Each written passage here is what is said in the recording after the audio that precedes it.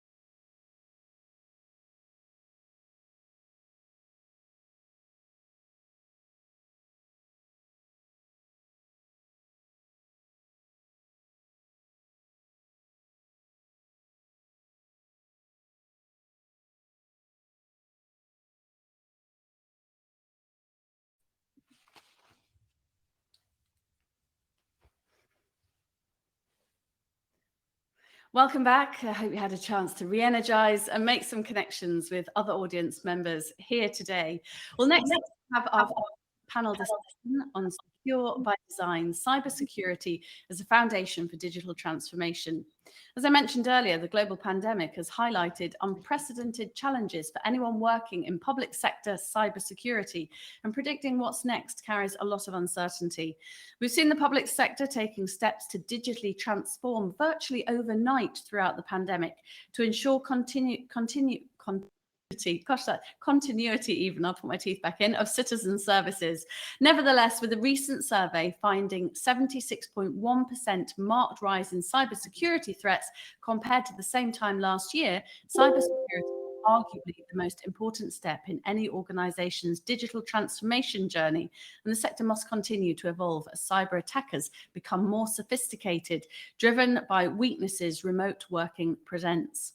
The lack of integration between legacy IT and modern security solutions proves challenging too, and leaves organizations open to attacks and threats, which cost millions in recovery. Well, this panel discussion will, I hope, uncover how the public sector can ensure it's secure by design, using cybersecurity as a foundation in the digital transformation journey. So to help me dive into these challenges and changes the sector faces, I'm delighted to have with me Councillor Mary Lanigan, leader of Redcar and Cleveland Borough Council, who hopefully will be popping up shortly, Jeff Connell, Head of Information Management and Technology for Norfolk County Council, Paul Ward, Head of ICT and Digital at Coventry City Council, and Andy Fernandez, Senior Product Marketing Manager at Zerto. And remember, this is a perfect opportunity for you to ask any questions you may have of our panelists by using the live Q&A chat feature on the right-hand side of your screen. I really like to think of these panel debates as a conversation with you very much part of them. So ask as many of questions as you can, and once we get into the debate, I'll try and bring you into the conversation. So good to see you, everybody. I'm hoping Mary's going to pop up very shortly. She's in our system somewhere, but slightly lost. So I'm sure she'll just appear as if by magic. Andy, can we start off with you perhaps setting the scene for us and explaining why public sector organizations are left open and vulnerable to cyber attacks? Yeah, absolutely. I think for the first part, we have to talk about the motivation behind a lot of these attacks. I like to, based on the research that we like to talk about ransomware in kind of two different sectors. You have your ransomware as a service sector, people explicitly looking for a for-profit, quick, high volume types of attack. And then you have things that are a bit more mischievous and state-backed. So when you think about public sector organizations and you think about how important they are to the community, to governments, to their end users, we see them as a very clear victim, as an easily exploitable victim in the hacker's eyes. So that's kind of why we see not only public sector organizations, but financial institutions, healthcare organizations, anyone that has critical data is a victim or a potential victim and has these threats. So that's kind of what we're seeing here. And we're only seeing an evolution in the sense that the attacks are getting more sophisticated. They're getting more specialized on an industry basis, and that includes public sector as well. And we're also seeing an increase in both the volume and severity of these attacks, even going beyond virtualized environments and moving into SaaS applications and containerized applications as well. So as public sector organizations adopt new technologies, they unlock all the benefits of those technologies, but you also bring in new threats as well. That was very, very well put. Following on from that, Paul, why do you think that local government is becoming an increasing target of cybercrime? Well, I think that, for colleagues that have worked in local government for a few years, they recognise the role that local government plays within communities. But I think that that has been really pushed to the fore during COVID, and the role that local governments have played in terms of cities and regions and towns' responses to COVID, in terms of the coordination response that have been taken and been led by local government. So I think that has caught the attention of attackers, and they recognise, because obviously one of the motives for attackers is to cause the maximum amount of disruption for the least amount of effort. So they recognise that local government organisations do play a very key role in gluing communities together, driving communities forward. So we are seen as a higher attacker. Also, was a high target. Also, there's a recognition that local government organisations now are seen as a entry point to higher, what would be classed as a higher value target. So central government, through the integrations that we've got to DWP as an example, or the NHS as an example. Most local government organisations will have links to the NHS as well. So it's a combination of things, and in reality, it's just hackers have kind of caught on to the fact of what people who've worked in local government for many years have already known, that local government is a really pivotal part of local communities and indeed the kind of national government context. Jeff, feel free to add to that, but this isn't mainly an IT issue, is it? Yeah, thanks. I would recognise, as Paul says, that there is a degree that some hackers will think of local government or indeed schools, which have been a high priority target for a lot of hackers in recent times, as kind of the soft underbelly and the route into NHS and central government. Thankfully, that isn't really true. Increasingly, cybersecurity in local government is in good shape, but it is still often a matter of getting the basics right, particularly as a lot of these attacks aren't even targeted. They're just generalized, hit everybody and see who's not properly patched, etc. So we've got to keep getting the basics right. And sorry, what was the other point you were making? I was just saying, if you wanted to follow on, but this isn't a mainly an IT issue, and in terms of solving it, is it? No, indeed. In fact, I always talk about it as a team sport. The hackers, they share resources, they work together. So we absolutely have to. And whether that's local government with central government, or indeed just within an organisation. Yes, the IT team is important, but so is the business continuity team. So are the incident response people, the strategists, because we're talking today about by design. An awful lot of this is not about patching and retro fixing. It's about creating digital services for the future, which are cloud native, which exploit the opportunities that are out there to get things right in the first place. Because I always say we've got to get it right every single day, all the time. A hacker just needs to get lucky once. And the cost of a breach and the disruption of a breach is so massive compared to the minor disruption, if you like, of continuously patching and keeping up to date and putting good defenses in place. Andy and Paul, you're both nodding away there. Do you want to chip in on what Jeff said? Paul, you can go first if you like. Yeah, no, I mean, I wholeheartedly agree with Jeff in terms of this. This isn't just an IT thing. I love it's a team sport mentality. It absolutely is. An awareness amongst users, and I think that something that has really come to the fore again during COVID is that a number of people are using technology more in their personal lives. And you start to see more. You don't have to go very far. And this isn't just because we work in the tech industry, but it's in national press about hacks against various organisations that people use in their personal lives. So I think it's not just an IT thing. I think the IT industry does need to continue to do a very good job at making it more human-centric in terms of some of the terminology we use. It is a deeply technical area when you get into the nuts and bolts of it, but actually focusing on impact, focusing on the simple steps that people can take, because awareness is one of the key tools that we have in our arsenal to defend against cyber attacks. Andy? I agree with what Paul and Jeff is saying. When you think about where organizations sit, whether public sector or not, everyone is dealing with a higher growth of data. With that comes more responsibilities to manage, more responsibility to back that data up, to make sure that you have a continuous availability of that data. But the problem is that apart from maybe law enforcement and a few other organizations, cybersecurity is one of the only industries where the scale of innovation is on the side of a criminal. So we're always playing catch up, no matter what. We can't proactively foresee every single vulnerability because people are the largest vulnerability and their behavior. So when we think about, is this the IT manager? Is this the CIO? Is this the CISO's problem? This is everybody's problem.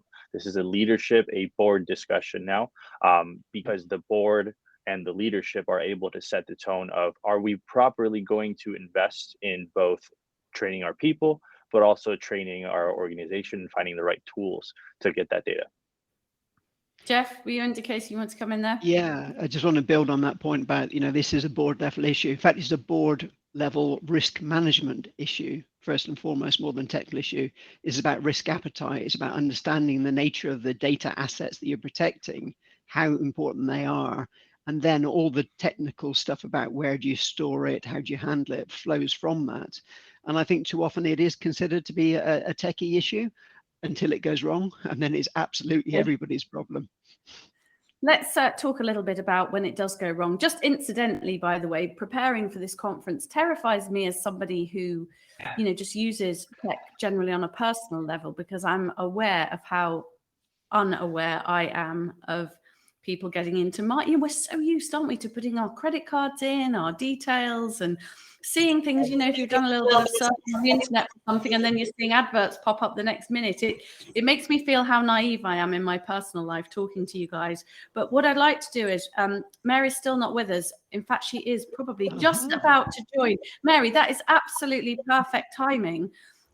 Because I was about to ask Jeff to talk us through a little bit about what had happened to you at Redcar in Cleveland, but you're here now, so welcome. And I know you had a cyber attack on your council. Tell us a bit about it and how serious it was.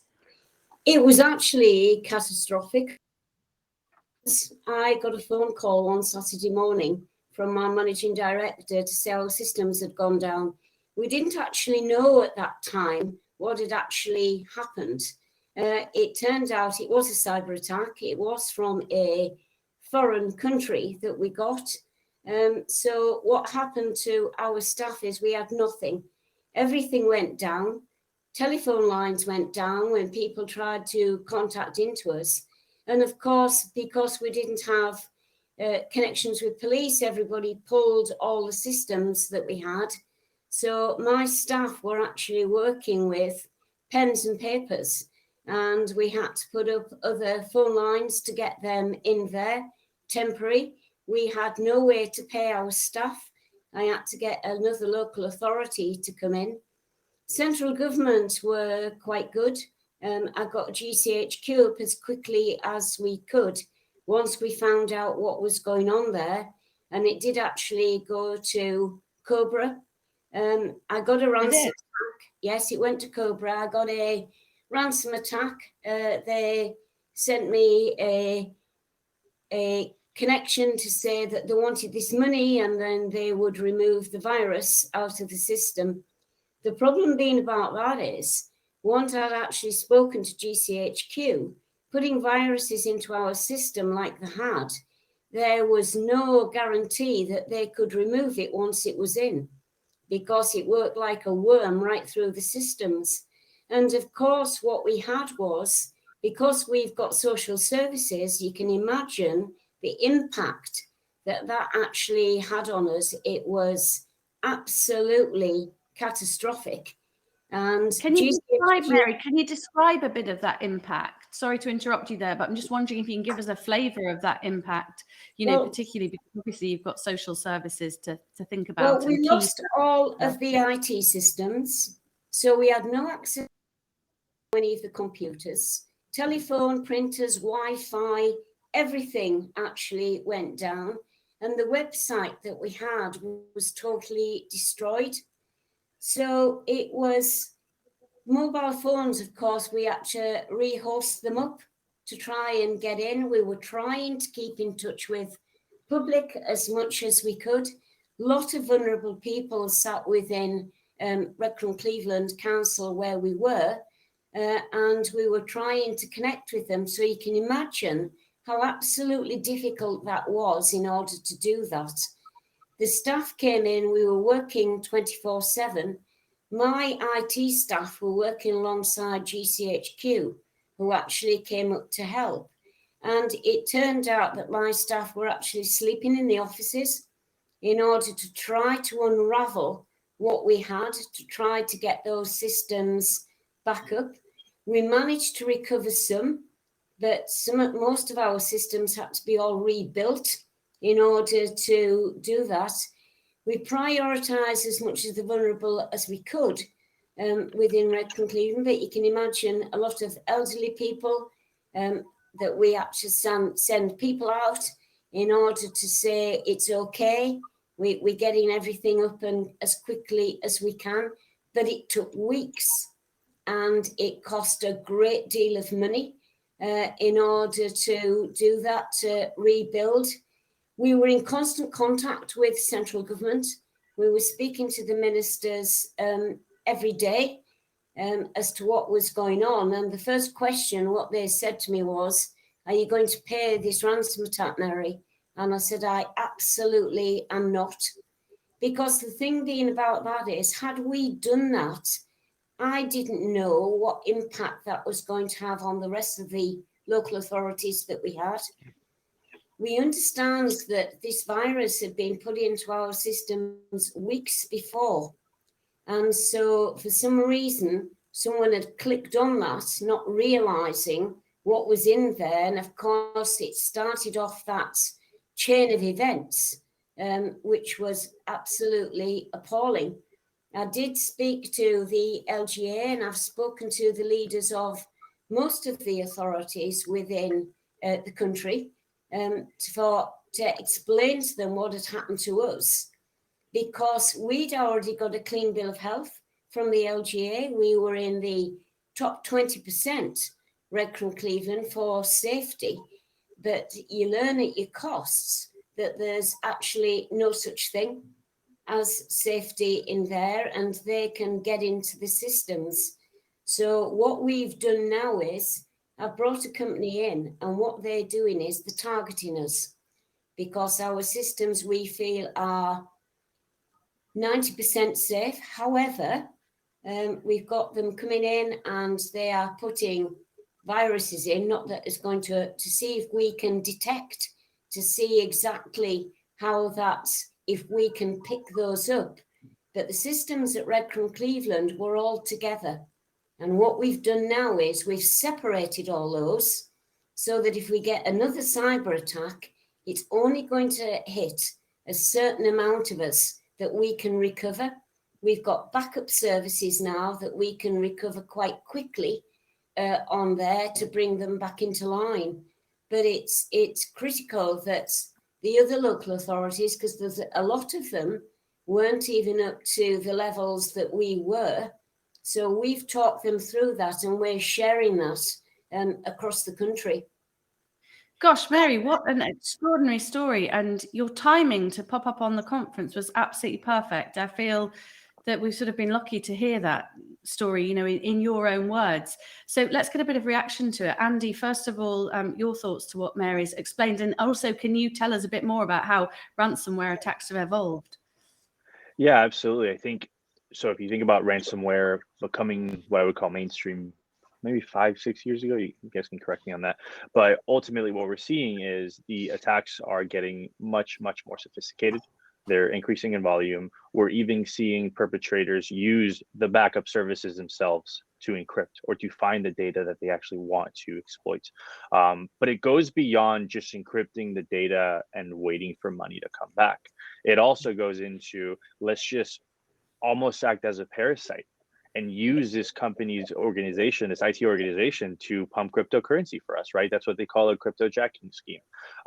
You have other areas, especially when we talk about public sector, when we talk about healthcare and finance, which is data leakage, where sometimes the ransomware attack is a distraction from the fact that they just want to be able to leak your data, whether that's for financial reasons or it is for political reasons.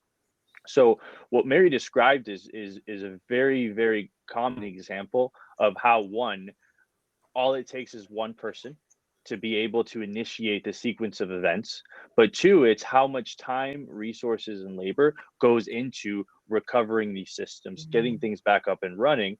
And what we see that organizations are doing really well is they are bringing third party in. They are bringing third party people to not only educate the organization, but also test the resilience of the IT systems as well. So that falls in line exactly what we're seeing. And it's good to see that so many steps are taken afterwards. Jeff, I noticed that you were absolutely shaking your head when and pleased to hear that Mary did not pay the ransom.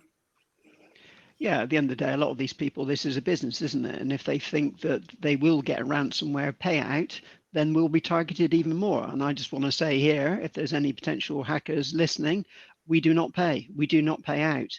But as Mary's conveyed very clearly, the cost and the disruption impact of a successful attack are very significant. And I think we all have to take learning from that, particularly as Cleveland Redcar was not a bad council in terms of its cybersecurity. And indeed, when I look at Hackney and some others that have been hit, they weren't bad either.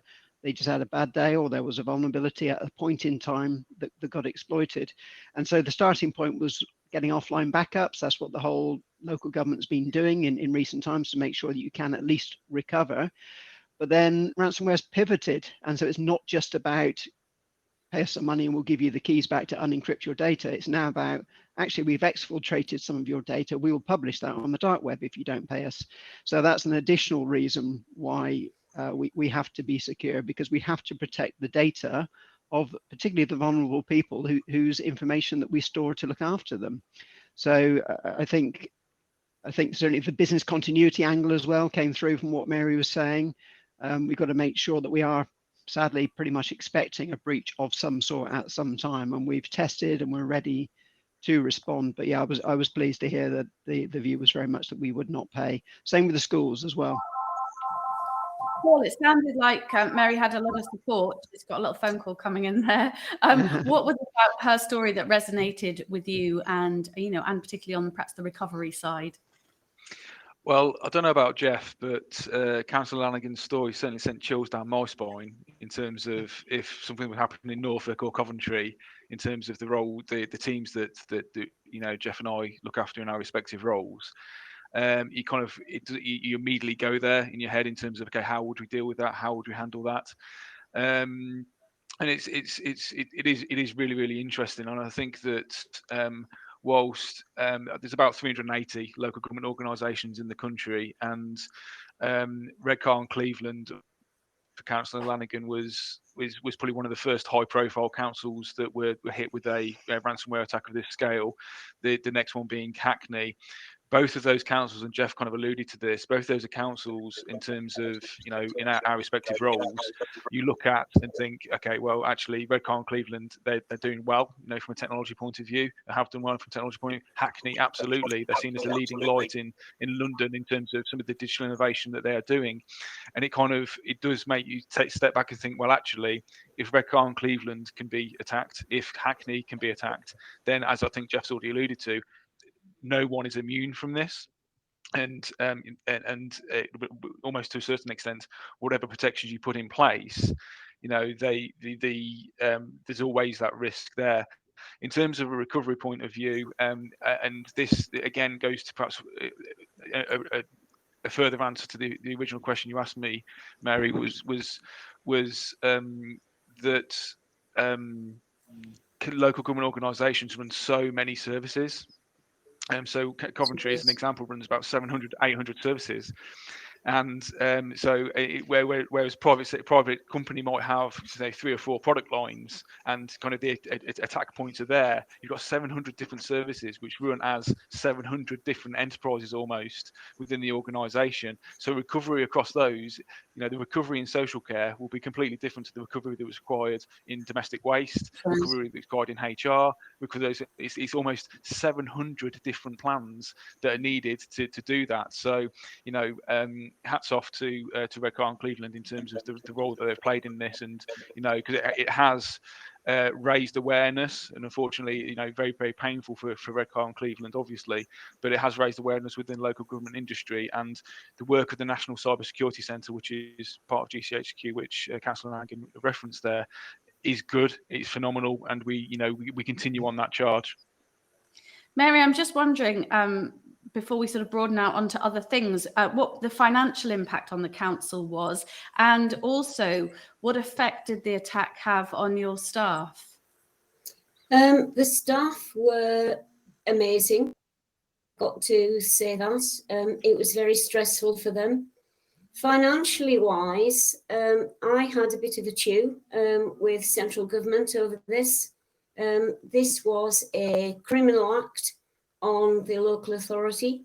It actually came in, we estimated over £10 million initially when that was in. We worked extremely hard with GCHQ to get that built up. I asked central government for funding for this going forward, and I can absolutely tell you that it took me 9 months talking to civil servants and central government in order to try to get some financial help from this, because as you can imagine, it was absolutely disruptive and rebuilding all the systems. I eventually did get some money from them, and it was just sat under £4 million. I understand that some of the local authorities that were hit, Copeland in particular, didn't get any money at all for that going forward. But I persisted. It still cost us a great deal of money, but what I've done now is all the officers at Wrecker Cleveland have had extensive training. All the members at Wrecker Cleveland have had extensive training, and this is ongoing. It's something that we monitor on a real regular basis going forward, in the hope this isn't going to happen to us again. But you can never say never with these things. So everybody is on high alert as to what's going on up there at the moment. And why they attacked Wrecker Cleveland, I wasn't sure. The first theory that we got is because they were hitting the United States. We actually thought that it was maybe meant for Cleveland, Ohio, and they hit us. So I'm sorry about that. So that was what we actually thought about that. But there is still a criminal case ongoing. We do know that it came from a foreign government, not the government, but a foreign country, where this actually hit us from. So that's still ongoing. But GCHQ, I have to say, were absolutely amazing. Central governments were, in order to lead us, but out of all this, I have to praise our staff. They were working with pens and pieces of paper, trying to contact us and other people and our vulnerable. And so it was difficult for our local police services and everyone else that connects into the council, because as soon as this hit, of course, they pulled the plug. So we couldn't get in touch with anyone until we got our new phones put in, where we could contact them. So it was very difficult. Gosh, well done, Mary, because I'm sure it was also probably a steep learning curve as well. If it's the first time it's happened like this, so it sounds like you handled it brilliantly. Andy, how should organizations build a data protection and cyber resilience practice to prepare for attacks like the ransomware attack that Mary's council experienced? Yeah, absolutely. And Jeff and Paul, you guys chime in whenever you want, because I know you're driving a lot of this now. What we've seen, right, in the history of what I would call cybersecurity, before, you had your data center, you had a castle, and you built your defenses and a moat and everything you could around that castle. Your budget, everything was focused on protection and preventative technology. But as we understand, people are accessing data from all types of locations, different platforms. It's not on premises anymore. You have cloud platforms as well. You have additional workloads. People don't realize that in their phone, they have thousands of important units of information in SaaS applications as well. And so what this means is, now that we know that this is an economy of scale for criminals, that it's not about reducing budget on prevention, but it's also adding budget to focus on a recovery safety net. Because the cliche phrase now is, it's not a matter of if, but when a ransomware attack hits, and you have to be ready from a data protection perspective. The problem is that data protection has been extremely reactive, and we haven't seen a lot of changes. Think of the traditional rule behind backups is 3-2-1 rule, right? You have 3 copies of your data, 2 media types, 1 off-site. But the problem is that the 3-2-1 rule doesn't accommodate too well to new workloads. In nowhere does it account for how quickly can I get this data back, which is extremely important for some of the services within public sector as well. And so what we see is, as an organization, you want to not just have one point of failure, one backup solution. You want to have multiple copies of that data. You want to include disaster recovery solutions, because Ransomware is not just, oh, I've deleted a file, can you get that back on the repository for me? It is a disaster scenario. So you need to be able to have multiple tiers of recovery. But here's the funniest part. You can have the best solution in the world, but if you're not testing it, it doesn't matter. You don't know if it's going to work. So being able to test and test frequently, but not just, oh, I've performed a backup restore, this works. It's, as an organization, if a ransomware attack were to hit, what are all the steps that we have to take in order to isolate the data, identify the moment of encryption? How do you test that before you get that back up and running on production are extremely important, right? So how you configure, how you build your plans around data protection are just as important as the solutions themselves. You can give the keys to a Ferrari to a child, they don't know how to drive it. So in order, you need the training and the expertise to be able to effectively use it. Otherwise, you're spending money on a solution that you're not using up to 100%. How, Paul, though, do you balance the need to be flexible and enabling from a technology viewpoint with security considerations? Can these work sort of hand in hand and be compatible, if you like? Yeah, I mean, that is a very, very tricky balance. I mean, if we come at it more from a data protection point of view than a cyber security point of view, for a moment, if you think about your personal lives in terms of whether you use Alexa or Google Home or Siri, in terms of the trade-off that you make personally between convenience and privacy, is quite an interesting one in terms of what you sign away when you tick the box to say you agree to the terms and conditions. Then that's not to say that you shouldn't be using those things. It's just that I think people need to be aware of the trade-off between privacy and convenience in personal lives. In terms of what that means for the technology industry within enterprises and indeed the public sector, I think that again, during the pandemic, the use of technology within the public sector and across every sector has been supercharged, into the stratosphere in terms of the reliance upon technology. I think we just need to reset the narrative around how technology is seen and used within local government, and in particular for this conversation, so that we can build the awareness program around cybersecurity so that everyone kind of knows how they can build their services and adapt their services to be really digitally fit for now and for the future. But also being aware of the cyber threats that are inherent, and as we talked about on this session quite a few times, we can't get away from them. I don't think it's necessarily a binary. You can't be flexible if without being insecure. It's the flexibility, is some, and the technology industry does have some way to go here in terms of making sure that the cost of solutions to enable us to remain secure whilst being flexible are achievable for certainly the public sector budget framework. I don't think it's a difficult one. It's a difficult one, Helen, to kind of say, but I think that absolutely the narrative around the importance of cybersecurity needs to be front and centre within local government organisations.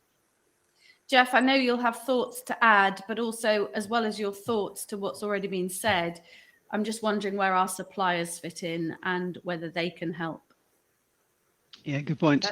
So just reflecting on the previous comments, business continuity plans being in place, absolutely essential. Testing those plans, equally essential.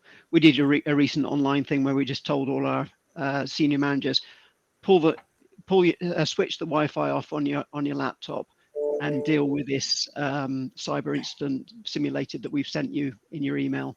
And so they had to use personal phones, bring your own device, WhatsApp, all those kind of things, make sure they could access their plans. So certainly that's really important to me. Another part of it is also reflecting that it's not one size fits all. Why would you put the same defenses on looking after data which is FOIable? Anybody can ask you for it and you'll just give it to them.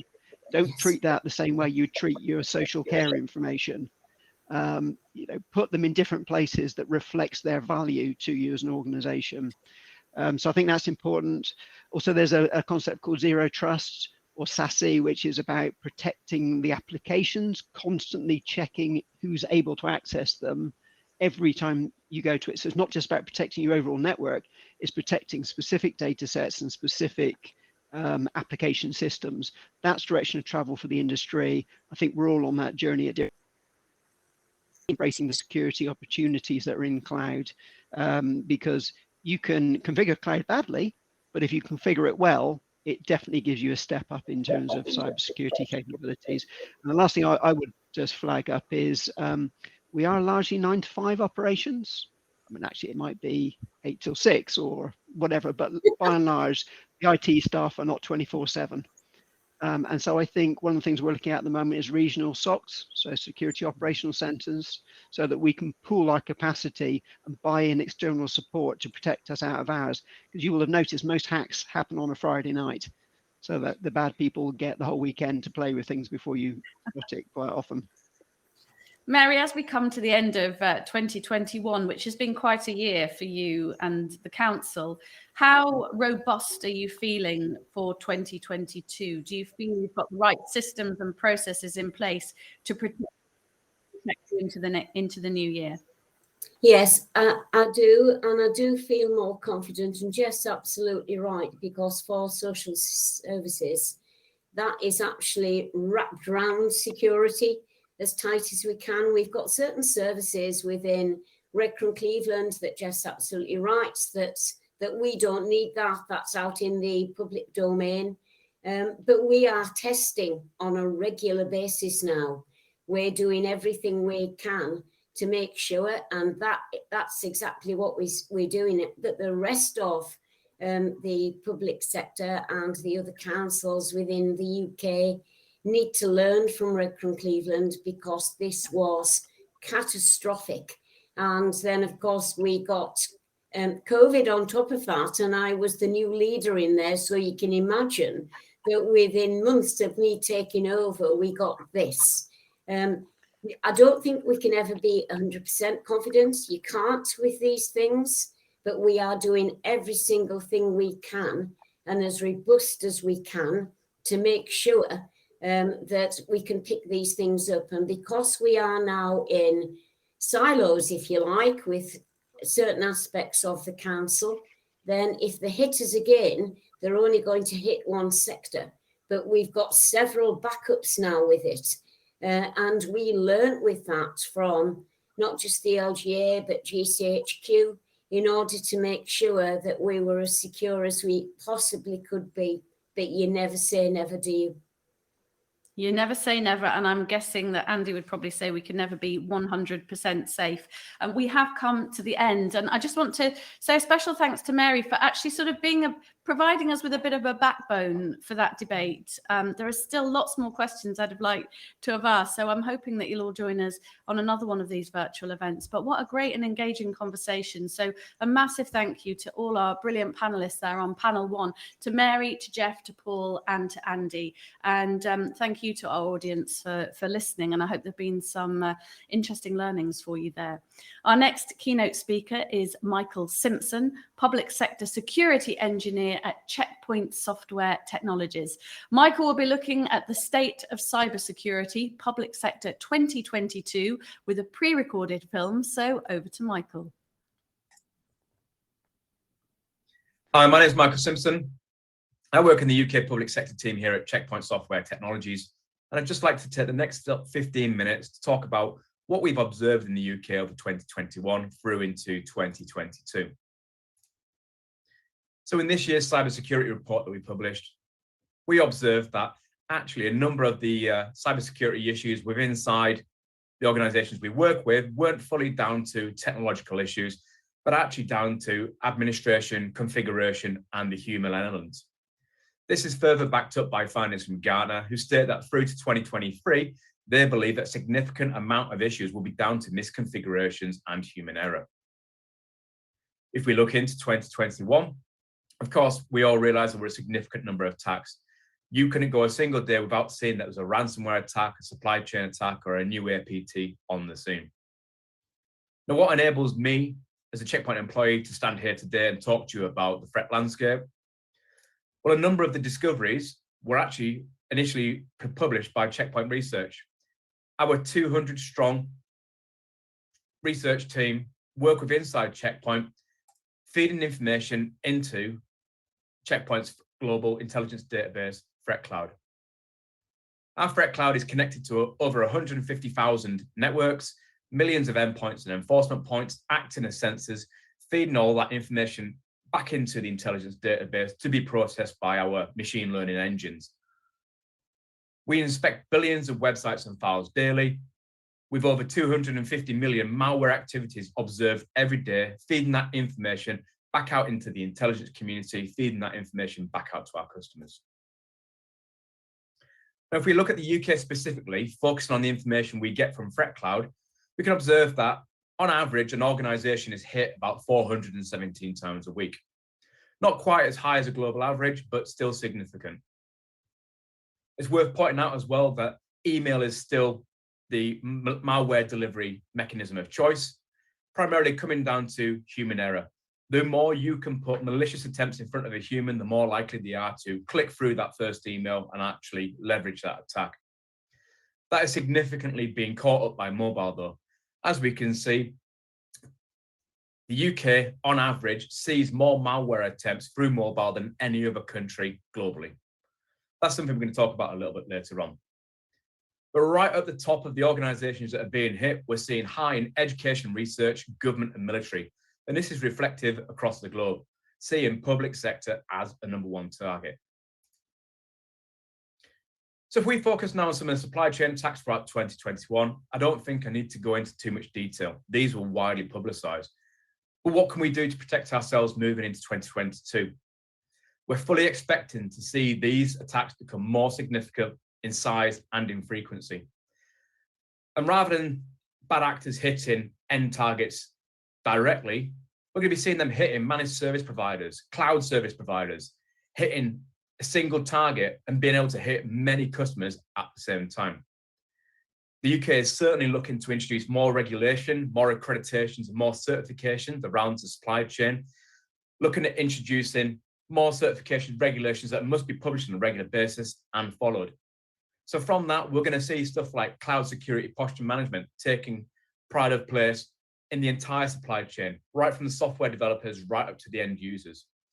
At the same time, introducing DevSecOps as a software development process, starting to scan code more on the left-hand side of the DevOps process, scanning against those various vulnerabilities, open passwords, weak passwords, clear text tokens, for example, really getting rid of those human errors within the software development process.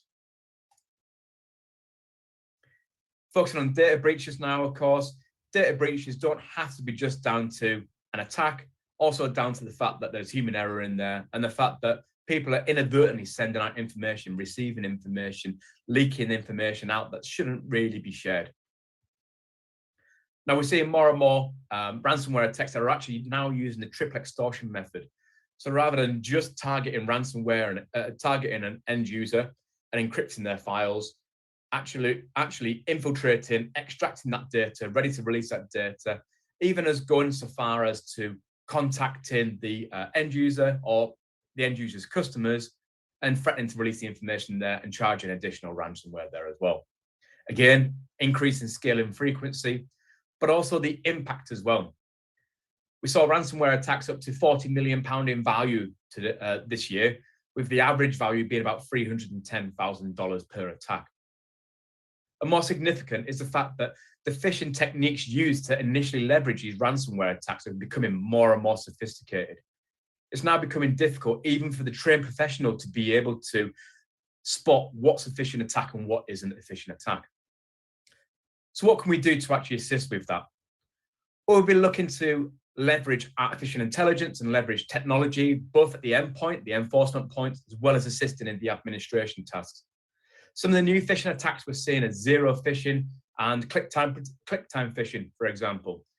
So rather than embedding malicious URLs and embedding malicious domains inside emails from day one, what they'll do is they'll send an attack out on a Friday afternoon when everyone's gone home. The email will pass through the system without any notification. On a Monday morning, when everyone starts to come in and check their inboxes, and of course, the domain is then activated, becomes malicious, and people start to click through. So we're looking to use systems which can actually detect that exploit before it becomes active.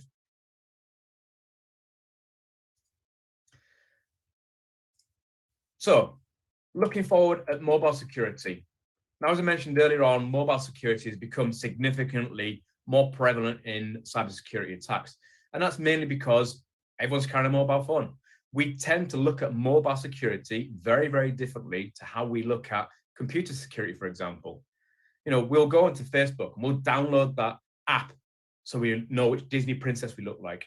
We'll download an app or click on a link so we can see what we look like in 20 years' time, for example. We'll open the SMS because we don't think an SMS will be malicious. The fact of the matter is, with the organizations we work with, our threat cloud data shows us that 46% of organizations had at least one user download a malicious application to their mobile phone. At the same time, 97% of mobile threats occurred across several vectors, looking at smishing attacks through SMS, emails, web-based attacks, or coming through social media, for example. Now, this is worrying, bearing in mind that 3% of the organizations on average operate a mobile threat defense solution. That's 97% of organizations don't have any sort of mobile threat defense in place. This especially is important moving into 2022, as we start to see organizations focusing more on SASE and zero trust network access, using corporate and bring your own devices to be able to access corporate resources with ease. A lot of these systems don't have device compliance. They don't look at conditional access. They don't look at malware security. So now you're starting to use those mobile devices to leverage further into your organization. Expect to also see the use of mobile device management platforms legitimately to distribute malware. Consider a supply chain attack, bad actor coming into the MDM, deploying the malware and pushing it out to the entire organization. Of course, with cloud adoption, the public sector have many cloud-first, digital-first strategies. They're not quite there yet, as we all know, and the chances are a lot of public sector organizations will not be cloud-first or cloud-only for a long time to come. There's still very much a hybrid way of working, requiring software-defined perimeters, able to focus on on-premise security at the same as cloud security, but being able to move at the speed of DevOps. Being able to take into consideration that ephemeral nature of the cloud and being able to secure resources as and when they become active or spun up.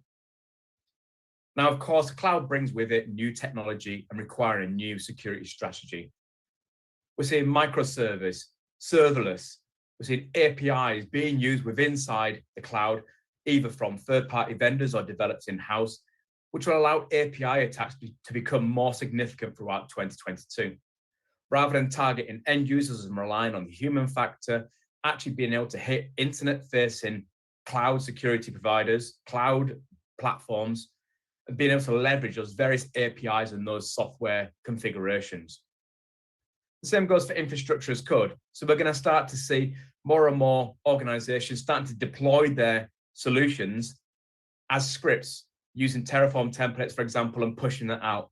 Single misconfiguration in one script could be duplicated 500 times, for example, if you're building that replicated environment. So start to expect to see more and more solutions being brought in place to provide functional service protection as well as runtime protection. Scanning the code as you're uploading it into the cloud and then observing it, looking for malicious behavior and making sure it doesn't go outside its baseline. And of course, as we mentioned previously, with supply chain attacks, expect MSPs and CSPs to become a more lucrative target. We're going to start seeing more and more organizations being hit earlier on in the chain rather than hitting the end user. So of course, all of these attacks that we've discussed today generally exploit a human factor. The fact of the matter is, public sector organizations are overworked, they're under-resourced, they don't quite have the budgets that the corporate sector do, and they're trying to do more with less. So what can we do to actually assist in reducing the chance of exploiting the human factor? We're going to look at using techniques and technologies such as advanced threat prevention to manage automatic policies within inside the cloud and on-premise security perimeter. look at enabling IPS signatures and protections as new malwares are discovered, as the threat landscape changes, rather than the administrator having to log on and make those changes. Using automatic policies to automatically detect changes in private cloud or public cloud configuration and adjust those policies as and when required. We're seeing artificial intelligence being used both in a defensive measure, but also in an offensive measure. So expect to see AI being used to work within social engineering attacks. We saw this year AI being used within deepfakes and voice generation techniques to be able to speak to the end user, luring them into a false sense of security. This is only going to get more significant within 2022. At the same time, what can we do to take the onus off the end user? So using artificial intelligence, both at the endpoint as well as in the intelligence engine, to be able to detect threats quicker than a human could, but following those same human techniques and being able to detect more attacks quicker and more significantly. So just wrapping up very, very quickly, what can we expect moving into 2022? Well, a lot of organizations have actually bought the technology they already want. They've taken the opportunity over the past 2 years with all the red tape being cut with COVID and the fact that they've had to change the way of working with remote workforces.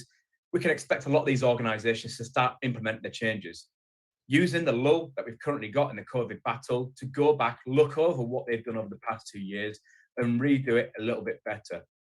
Start to use the new technology with the new ways of working and the new infrastructure and enabling the new features that will really bring that entire security posture, such as HTTPS inspection, threat emulation and extraction, compliance, posture management, and automated features such as SOAR using automated remediation techniques.